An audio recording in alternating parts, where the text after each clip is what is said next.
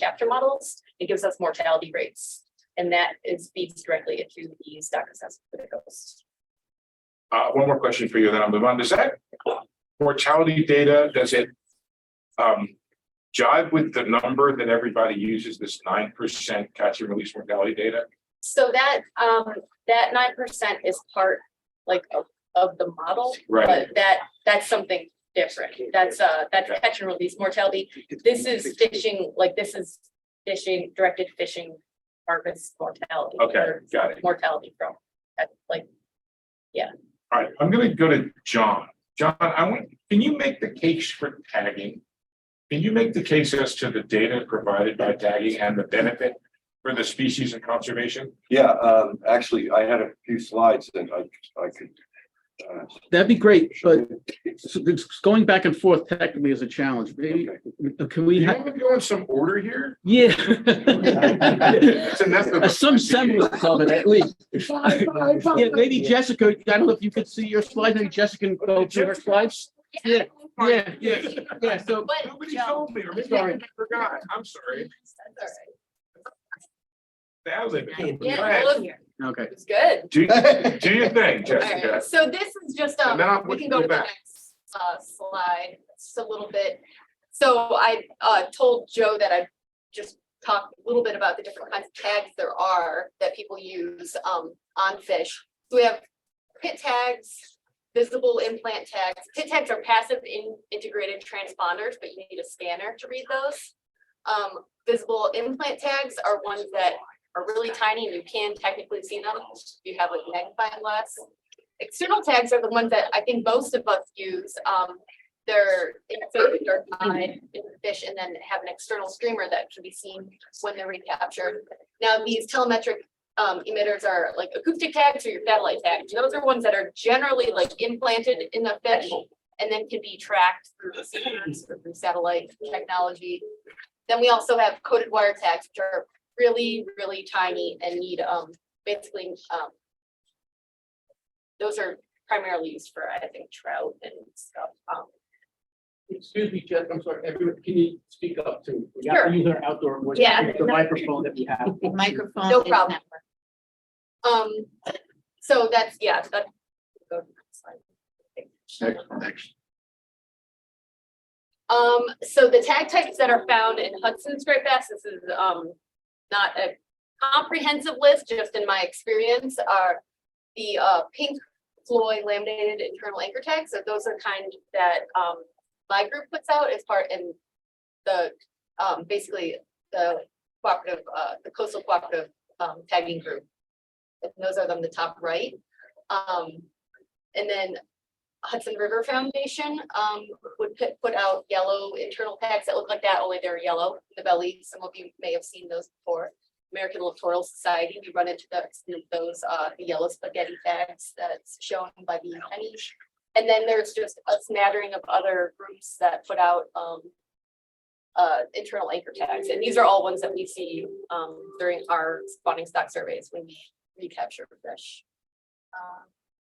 And then this was just a slide I threw in to talk about the program where we catch and tag fish is basically up and down the top half of the Hudson, directed on the spawning stock. You can go, I don't. That's just boat setting the net. Another boat net picture. It's a 500-foot net that will go out, and this is a picture of our electrofishing boat. We'll go.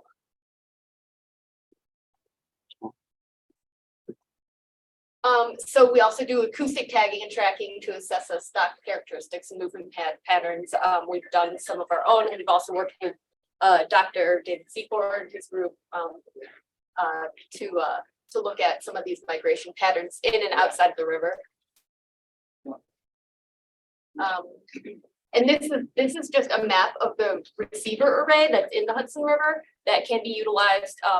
We also pick up other fish that agencies and people have tagged outside of Hudson.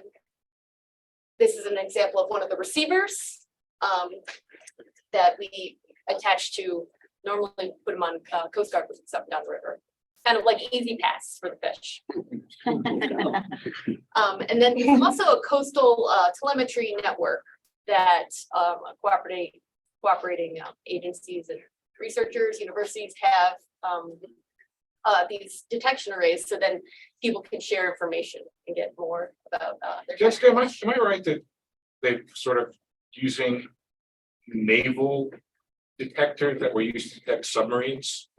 I think so, but and there's also I know that some military places have put out their own receivers to track how fish respond or other animals respond to, operations or different secret stuff that they're doing. I don't know. But they also, they're like sort of like Cold War type detectors that were Okay. put in place, and some scientists, if I'm not mistaken, have made a deal with the Navy to use those. Okay. And there are some places that if a fish is around there, we will detect it. Yeah. Yeah. We won't scramble the submarines necessarily. Yeah. The destroyers. I don't know. This is just some maps of some of the receiver detections that we've gotten from some of our acoustically tagged fish. It kind of shows them going up and down the Hudson. So this is some of the research that came out a couple of years ago that we did C4 that it did identify two distinct spawning contingents in the upper Hudson and then in the lower Hudson, and it had an interesting some interesting things we noticed about were just like arrival times. There were differing arrival times with the different contingents of fish and they could potentially have consequences like higher mortality rates on those fish that are arriving sooner, leaving sooner, because they're getting kind of hammered from the people that are first out fishing and then along the coast as they make their way. So these are interesting tagging stories. I don't know if you want me to go over these now. Love it. Okay, so our furthest recap was Porter's Lake, Nova Scotia, which is about 1,000 miles from. Tagged in the Hudson? Yes. Our longest return after first being tagged was 15 and a half years, from 92 to 2007. The quickest was the same day. So, That would be a stupid fish that I caught. so bad. We've been tagging since 1988 and total fish tag of 28,784. We've had returns of 6,819, which is about 24%. Our longest fish was 51 inches, but the heaviest fish was 57.8 pounds. So, yeah. Wait, do you have that percent? Oh, if you're caught outside, that's the. So this is our industry, our overall industry recaptures by state. So on the left is commercial and on the right is the sport charter. So you can see kind of the big players and who's catching what in the Massachusetts is quite important when it comes to commercial and So wait, can you go back to, you're showing that half of the fish that have been captured by commercial interests tagged in the Hudson have been recaught in Massachusetts? yes, Something like half. yeah, And then for sport folks, it's the other half is that it's New York. yeah, It's interesting. Yeah. yeah. I believe like the Hudson fish do spend a lot of time around in Massachusetts. Mass water. people think that their fish are Chesapeake fish mostly, but I'm not sure that's right. Yeah, it's a lot of work's been done with conflicting findings of the genetics composition over the last decades, I would say. It's interesting. And then this, Jessica, in the Hudson, you say the lower Hudson, the upper, what's the delineation line there? so then when we kind of found it was like the Newburgh area was the lower, like the lower spawning contingent, and then the upper was Kingston, Coxsackie. Okay. And there are smaller groups in there. It's not, Right. very stark lines, but those were two that really fell out of the data. You And went to then- that mortality slide? Oh, yeah, so that was just to show you what we actually do with the tagging data. This is some mortality rates over time that I got from running them through the mark recapture model. That's it in a nutshell. You want to talk about your cooperative angler program? You brought some kids, right? Sure, yeah, so I run a cooperative angler program, which is an angler diary program that recreational anglers can help out by recording when they go fishing, what they catch, and that information helps inform our regulations. The stock assessment lets us know what's going on. The Marine Recreational Information Program, which is used by the Atlantic States Marine Fisheries Commission for management purposes, doesn't run all the way up to Hudson. So any information that we can get about what people are catching, what they're seeing, what they're not catching is really important. So if anyone wants to join, I brought some logbooks and let me know. Thank you. Do you remember the question you asked Professor Tiedemann? You Yeah. can ask it now. I'm okay to ask Chuck. Yes, we're gonna find this presentation. Oh, We'll okay. have Thank them you. going. Do you mind if I? Yeah, wherever. read my- Yeah. John, do your thing. Okay, so, Professor. in 2011, I started a program called Stripers for the Future. I call it a research and education campaign. The educational component is basically to promote best practices for catch and release. And there's a variety of components to the research. And following up on what Jessica said is we've started under my program to do telemetry tagging, acoustic telemetry tagging, and it's all done in collaboration with recreational anglers and clubs.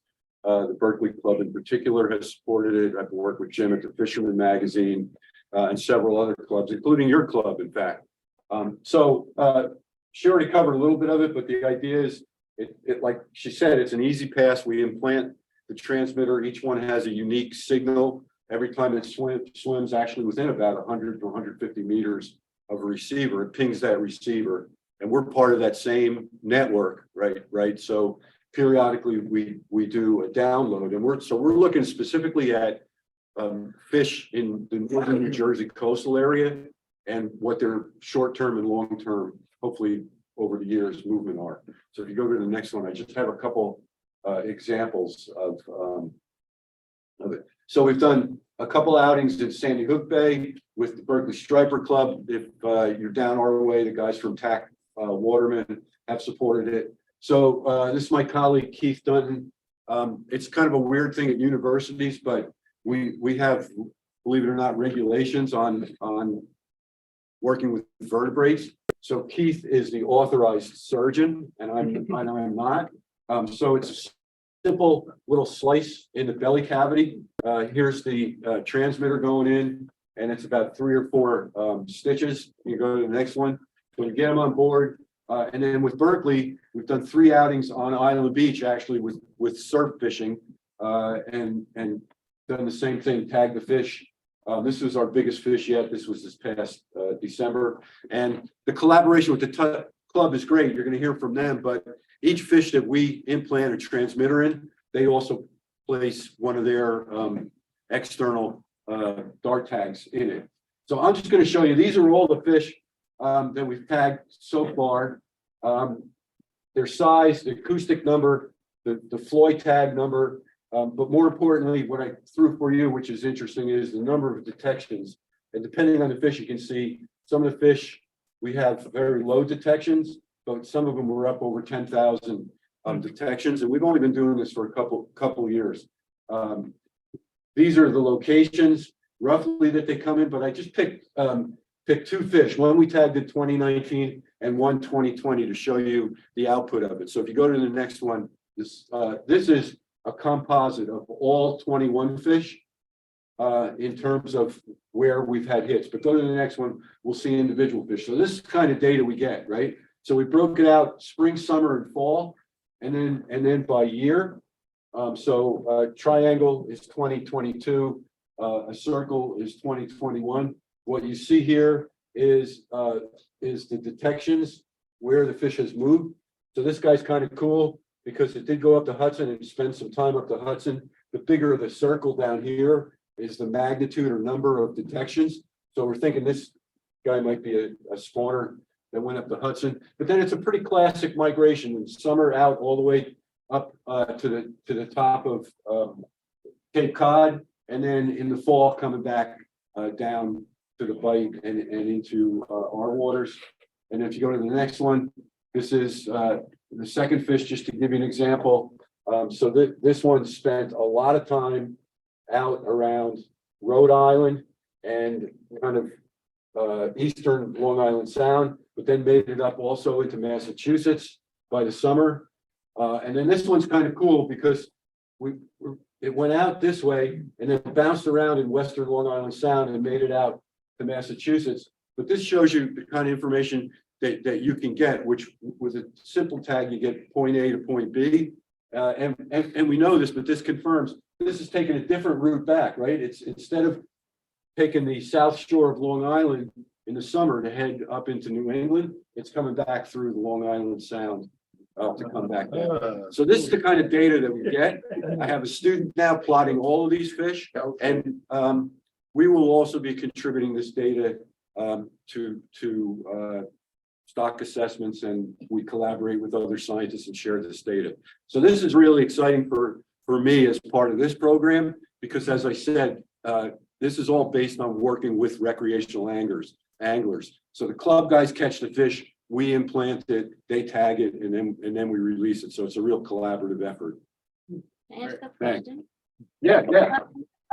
The things that you put in them and leave them in there, they're okay for the fish, like they're, and like the tags, like all that stuff doesn't.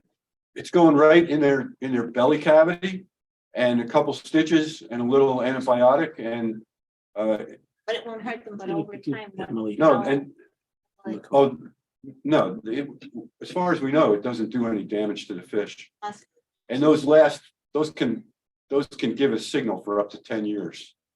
So by doing this work that Jessica mentioned and that we're doing, we're going to get long-term data on these fish. What's the oldest fish you have, just to sort of prove that point? Because. Well, we just started our program in 2019. Okay. Their program has been running a lot longer. And most of the fish we've tagged, other than that larger one, have been in the size range of about 20 to 30 inches. So hopefully, because each one is a unique one over time, 10 years from now, then I'd be able to say, look, we tagged this So guy. you're in still getting 2019. data from the 2019 fish that you tagged? Oh, we do. That kind of answers the woman's question. Yeah. You're still alive No, I 4 just- years later. yeah. She was worried about the fish. Yeah, I mean, But the fish are like, what it would do with it, like with it in there so long, or how long do those fish usually live? I don't know. I'm just curious. That's Well, all. I think if they're alive 4 years now, they passed the test. Oh, they'll live a Yeah. lot longer, Yeah. and we'll get With the tag. long-term data. That's amazing. Right, so we'll be able to plot that fish That's the point. over the years, and we do a download about 3 times a year. So we just did a download in March from the network. And as Jessica said, because everybody's collaborating there, when you see it, it's amazing. There's all kinds of fish in this database. This is really a technique that's How many are there now? underused. Well, we've done 21 with the clubs. And this is different from the gray satellite tags. Yeah, Jim's gonna talk Jim's about gonna talk that. about that. Yeah, so these Joe, are you ready? acoustic Well, telemetry. right now we queued up Emily, so I don't know if you could want to do Jim first? We can do it. Let's go to Emily. Because I work for Joe. Questions in the back. Is there a question? Questions? Gentlemen, If we talk about the sat tag, what is the cost difference between this tag you're planting versus satellite tag? Those, the acoustic telemetry tags cost about $380 per tag. The receivers, the last price I saw, correct me if I'm wrong, about $2,500. So Jim will tell you about his tags. So these are different technology and obviously different costs. To answer your question His now, are more. the tags that you guys help us with, they cost roughly $5,000 a piece. and the difference, if I'm not mistaken, is if John's fish go outside of the transponder zone, we can't know where they went. That's correct. Okay? Leading to when we get to Jim. When I'm allowed to get to Jim. And Joe gives me leave to get to Jim. One of the great newspaper headlines that I remember seeing was in the Fisherman. Oops, they did it again. Yeah, You remember that? yeah. I would never forget that headline. But right now, ladies and gentlemen, let's talk to Emily from the American Littoral Society, which has been tagging fish for a very long time. And I know about their data because I once was trying to figure out more functions in Excel, just for fun, because that's my job. And I took all of your data and whatever you have to do to it, massage it to get it into a spreadsheet. And then I made a presentation on it, which found a lot of what Jessica already told us, which is that the huge reliance on one state and the other.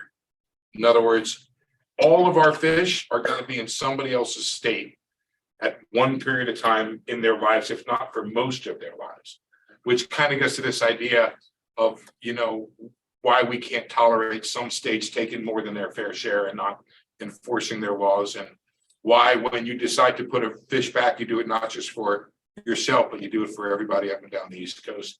But I also found that George Bush, on the day that he announced he was running for president, went out in the afternoon with his dad to go fishing and caught a tag striped bass in 1999. And I got a chance to talk to George Bush about that. And I asked him, and he said, yeah, me and my dad went fishing that afternoon. So that's part of the data. Yes. How about that, Bill? Um, Do you want to meet that? I'm gonna stand up as well. Go for it. I like walking out. So my name is Emily McGuckin. I am the fish tagging program director for the American Littoral Society. You can say it either way, literal or littoral, doesn't matter. So a little bit about our program. It's headquartered on Sandy Hook. So, if you ever feel like driving out there, coming to visit, we are at the end by the lighthouse. We are in one of the yellow houses on Officers Row. It's essentially the only yellow house that is not falling down at the moment. That was pretty easy to find. We were founded in 1965 by anglers and scientists. So, that's 58 years. I think my math is correct.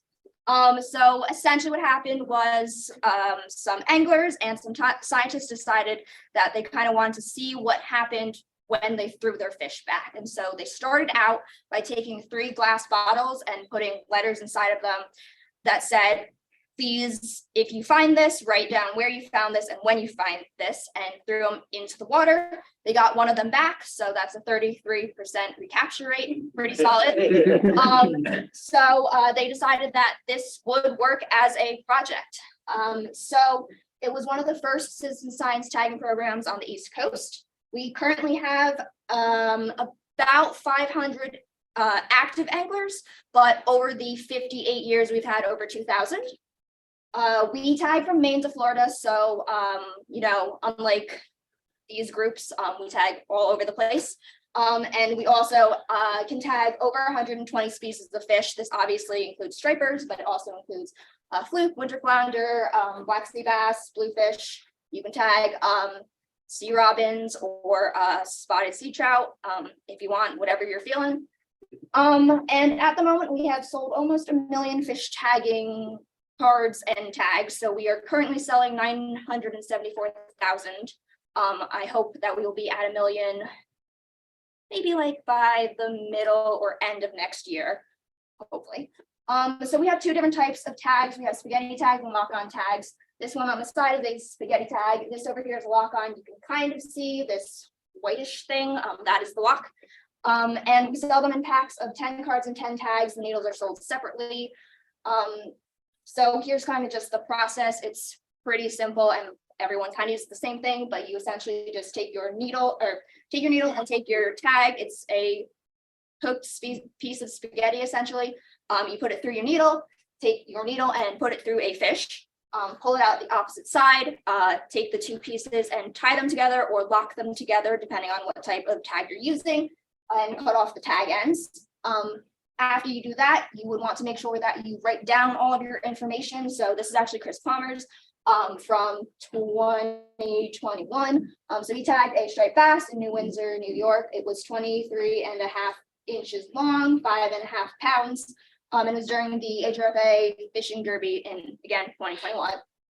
Then after you write all that stuff down, you send it in to me through the mail. I know it's a little old school, we're working on it. And I would take that and enter it into my database. So it's essentially the same information that was on the card. It has a little more information, specifically species code and zone codes. So that'll kind of come into play a little bit later in this presentation. And then that goes into our overall database, which again has almost 1 million points of data in it.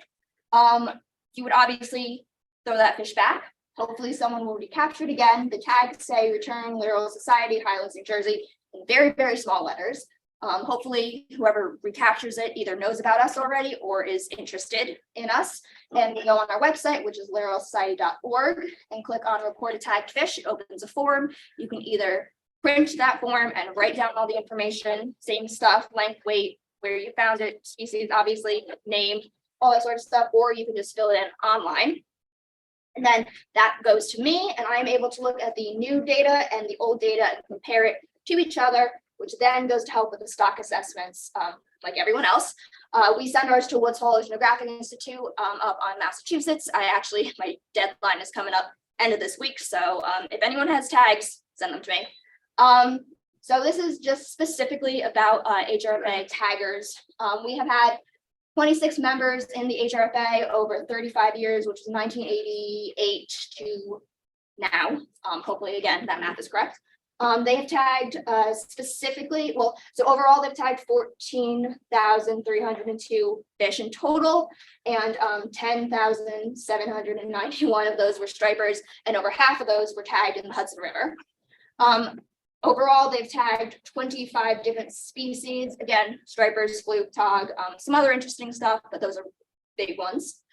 And they've tagged in 19 different unique zones and hundreds of unique locations. So this includes, Liberty State Park, Hudson River, East River, Sandy Hook, all along the New Jersey coast and all up the Hudson River. And then out of that, they've had 809 recaptures, which equals a 5.7% recapture rate. That's pretty good especially for a program like this. There's a good amount of things that could happen in between, that fish being recaptured, but there also are things that could happen after that fish is recaptured, like the person doesn't see it and doesn't write down any information, the person sees it and doesn't care, the person sees it and forgets, the person, I guess I cover all the people things, but also, the fish, might get eaten, the fish might die, the fish might migrate to a place where we don't tag or catch those fish. So there's a large percentage of things that could happen that would affect the recapture rates. So we have some record striper information. This is Tony Evangelista, who we saw in the picture in the beginning, and Joe's. So this is a striper that he tagged in 1990 in the East River, New York, and it was recaptured in Fishers Island Sound over here in 2002, which was out for 4,273 days for 11 years, 8 months, and 12 days. Wow. This is another one. His fish was tagged in 1996 in Northport, New York, recaptured in Port Judith, Rhode Island in 2008, which was out for 11 years and 9 months to the day. Those are not the longest recaptures we have overall, but those are the longest recaptures that we have in this club for stripers specifically. Here are just some other ones. Kevin Morgan has a couple. Another big tagger is Glenn Blank, but I don't think he's here. We do have many more very interesting recaptures as well. These are just some that stood out and were interesting. So this is specifically a map that I created during the day today that is looking at Hudson River tagged striped bass by the members in this club. So overall, it was 8,039 total stripers tagged in the Hudson River.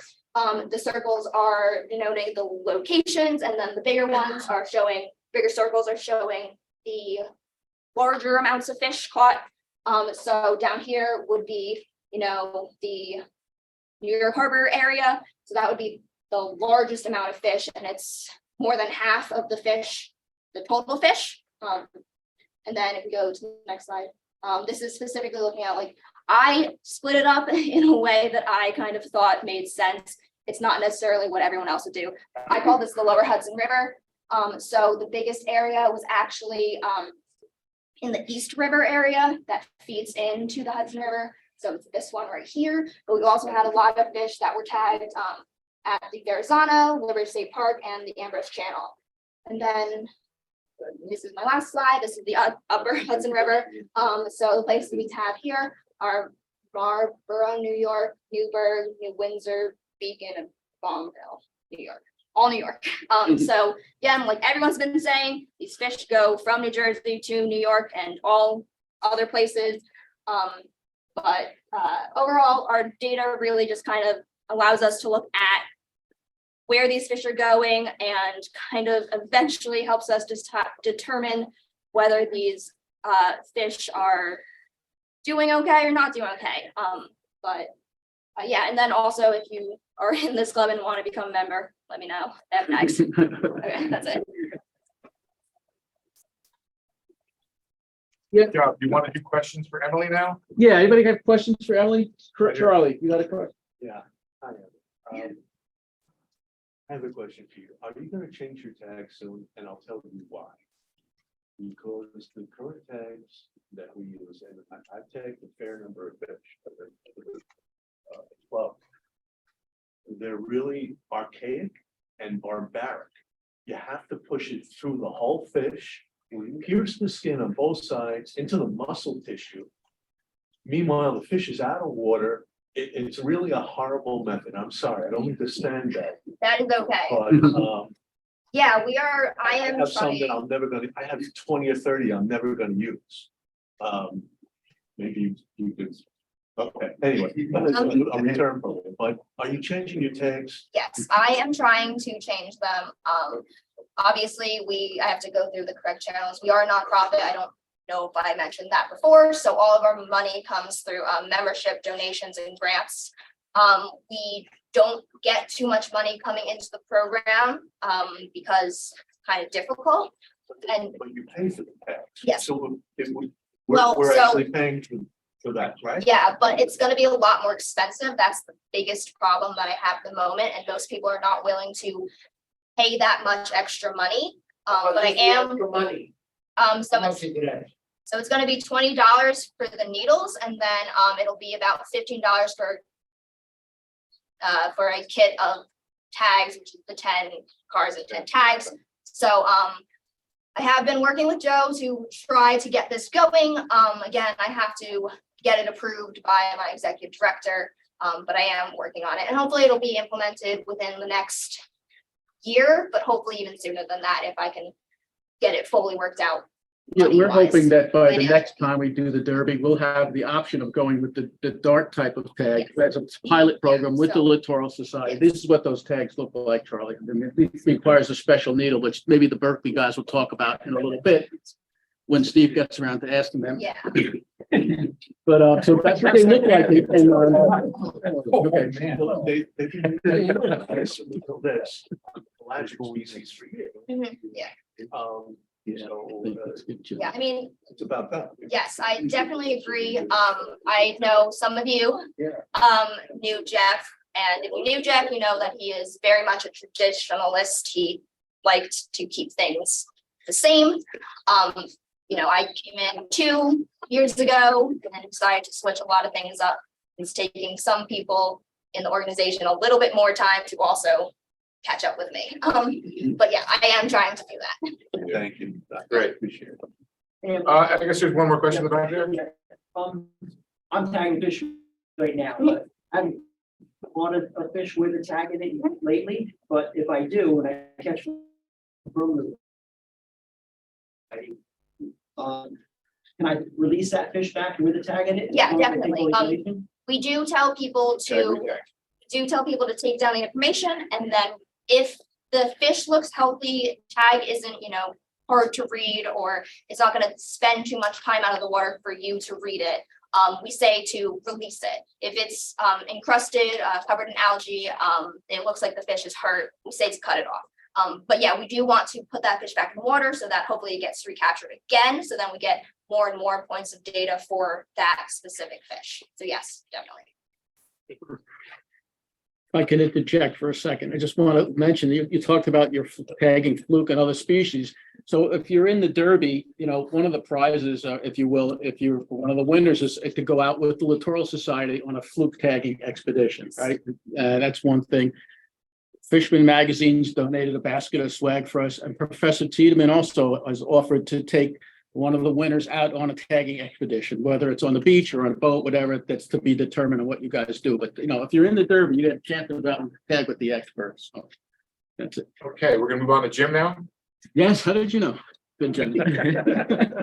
We're in sync now. All right, Jim, tell me what I mean when I said, oops, they did it again. Oops, they did it again. So, yeah, you guys all know it because it started in May of 19. My boss, Mike Caruso, owns the Fisherman Magazine, was on the Gray Fish Tag Research Advisory Council. And sometime in 2018 at a meeting, they were talking about all the mini PAT devices, the satellite tracking devices they were putting in big game in Costa Rica and Cabos and big tuna and rooster fish. And Mike had asked during the meeting, and I know you guys know the story, he said, what about striped bass? We could do the same thing with striped bass. It looks like rooster fish. So that's how it started in May of 2019.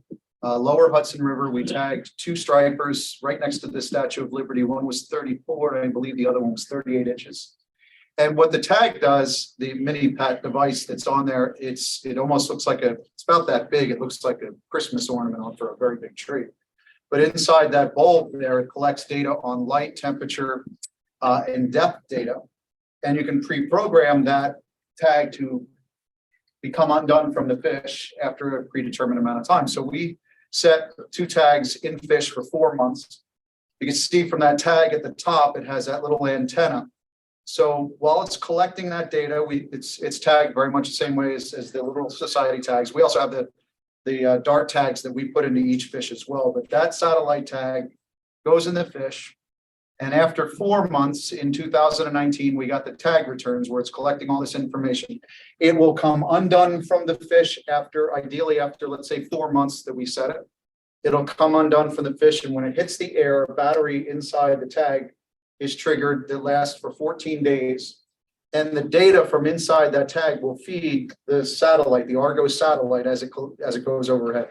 So basically once or twice a day, it feeds that Argos satellite, the light, temperature, and depth data, in which the first year we got the tag returns, and the first 2 fish that we named Hudson and Freedom went well offshore.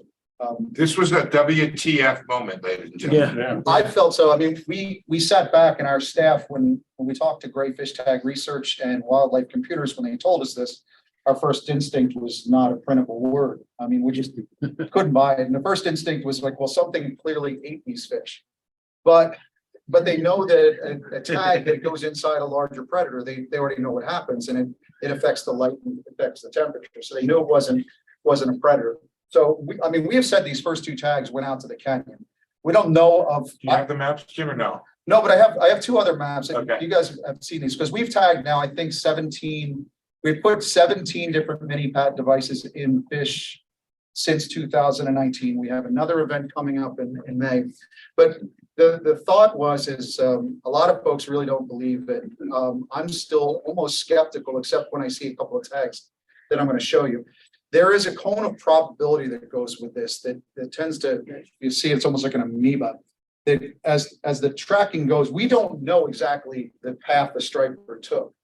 But the data that's in the tag gives us a bunch of data points along the way. And then there are certain clusters.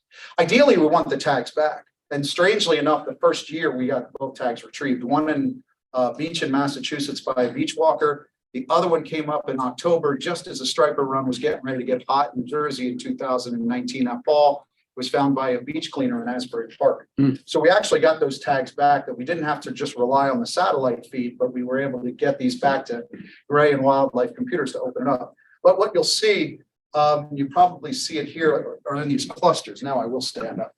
Can you go back to Oh, actually, so this is interesting. No, go ahead. Are you going forward? Go forward for a second. One more? Yeah, two more. This one right here. All right, so when we talk about these clusters, there's a tracking along here, whereas as we get the satellite data back, we don't have this one from the fall physically in our hands. But this is the one, this is Berkeley, so you guys are seeing this for the first time. Hold on. So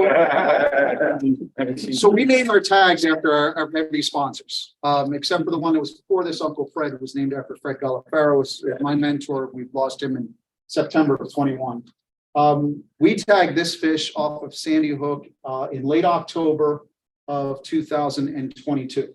Now, if you think about the bite that we had at the Jersey Shore in November and December, when we tagged this fish right off of Sandy Hook, it spent the next 2 months zigzagging back and forth. According to our data, you can see these heavy clusters along the south shore of Long Island, up into Jamaica Bay, out in the lower Raritan, probably lower Hudson.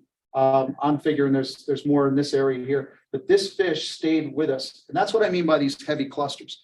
This is just based on a satellite feed. Ideally, we'd love to get this tag back, and I don't know if this one's possible, and I'll show you why in a minute. But when we get these clusters, that improves the probability of how that satellite stuff was working, how much data was inside that tag.